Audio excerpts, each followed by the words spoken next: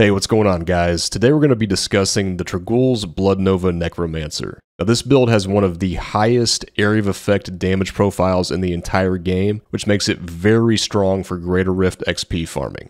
So let's start by talking about what the Trag'Oul set does for us. So the 2 set reads, Blood Rush and Siphon Blood gain the effect of every rune, and your life spending abilities no longer cost essence. And the 4 set reads, while at full life, your healing from skills is added to your maximum life for 45 seconds, up to 300% more.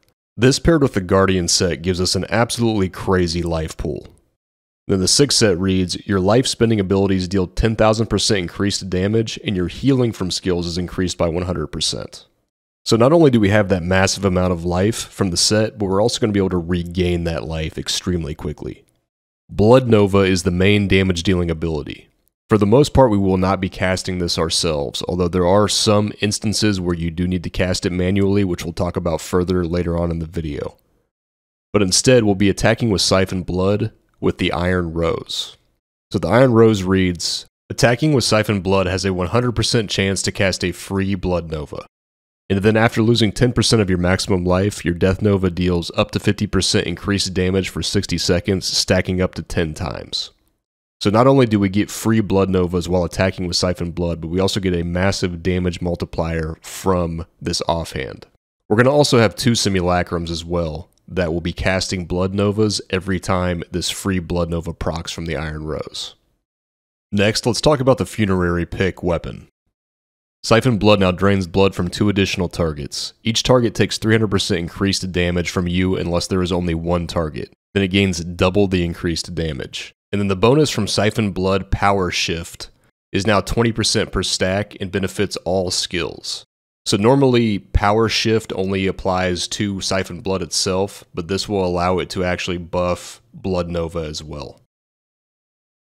Alright, next up, let's dig into the abilities. So first up, Frailty, Aura of Frailty. So this is going to kill enemies within 15 yards with less than 15% health. This is going to be an aura around your character cursing enemies. Siphon Blood, and again we're going to get all of the runes of Siphon Blood because of the set. So Bloodsucker is going to pull health globes in within 40 yards.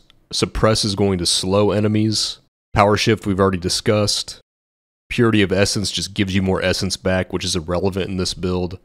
And then the big one, Drain Life, increases the amount of health restored to 6%. Simulacrum, Blood and Bone, this is going to give us 2 Simulacrums. And then again, Blood Rush, we're getting all of the runes. So Potency is going to give us 100% increased armor for 2 seconds after casting. Transfusion is going to heal. Molting leaves a corpse behind, which is pretty irrelevant. Hemostasis removes the health cost. And then Metabolism gives you a second charge of Blood Rush. We have Death Nova, Blood Nova. Now, there's a couple reasons to have Blood Nova on your bar, even though you're getting the free cast from the offhand. The first being the Simulacrums will cast an unruned Death Nova unless you have Blood Nova on your bar.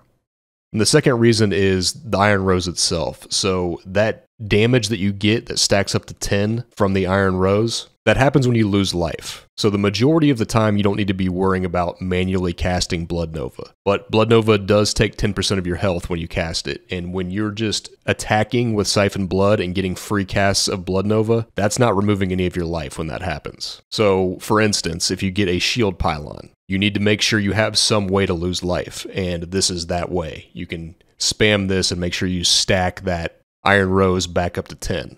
And there'll be other periods of time where you're just not taking as much damage as you normally do, and you drop some of those stacks. So when that happens, just pay attention to the stacks on your bar, and make sure you Blood Nova manually if need be. And we've got Bone Armor Dislocation. So this is going to give you some defense, but the main reason is for the Dislocation rune. Enemies hit are also stunned for 2 seconds. Just like basically every Necromancer build, we're running the Crispin Sentence Ring. And so that secondary damage increase from the ring will be procced by this Dislocation rune. You want to make sure you're using this on elites and champions and bosses. The best use of it is to try to line it up with the Convention of Elements physical rotation. So once that ring rotates to physical, try to use Dislocation then, especially on bosses. For passives, Swift Harvesting is going to give us 15% increased attack speed for Siphon Blood. Standalone increases armor by 100%, reduced by 10% for each active minion. Spreading Malediction, receive a 1% damage bonus for each enemy afflicted by one of your curses, and again we're running the Aura of Frailty, so this is just passively happening. And then this fourth passive slot, you can pick a few different things. Final Service is just a second life passive, always good to have. You could run Dark Reaping. We do have a Scythe equipped, so you can gain 2% life per kill here. You could run something like Blood is Power, which is going to help you with cooldowns. It's really up to you. This fourth passive slot is not mandatory by any means, so figure out whatever you like and run that. Alright, let's take a quick look at the gear. Now keep in mind there will be a Diablo planner link in the video description with all the correct stats on all of the pieces. So we got 5 pieces of the Trag'Oul set, the helmet, the shoulders, the gloves, chest piece, and then the pants, and then of course the Ring of Royal Grandeur in the cube. 2 pieces of Guardians, the belt, and the bracers. The funerary pick like we've already discussed. And then of course the Iron Rose, which we've already discussed plenty as well. The Crispin Sentence with the Bane of the Stricken. This is a very AoE-centric build. The single target can be sometimes problematic, so Bane of the Stricken does help with that on the bosses. You could also run a Zay's Stone of Vengeance here. Even though this isn't like a max range type of build, you still get plenty of benefit out of Zay's. The Convention of Elements, and again this is a physical-based build, so during that physical rotation you'll be doing a lot of damage with the Bane of the Trapped. And then the Haunted Visions. This is going to make your Simulacrum last forever. Now, Simulacrums can die. In 115s, you probably don't need to worry about this too much. When you're actually pushing with this build, trying to go for leaderboard, that's when you can have issues with the Simulacrums dying. In GR speeds, that's not going to happen very often. And then we've got the Bane of the Powerful for the 3rd Legendary Gem.